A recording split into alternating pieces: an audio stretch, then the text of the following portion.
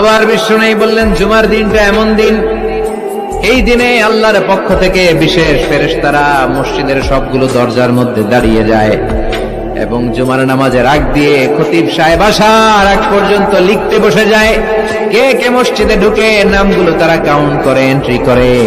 সর্বপ্রথম জুমার সালাত আদায়ের জন্য যে মসজিদে ঢুকে আল্লাহর রাস্তায় উট কুরবানি করলে যেই সওয়াব, ওই ব্যক্তির আমলনামায় আল্লাহ ওই সওয়াব দান করে দেয়।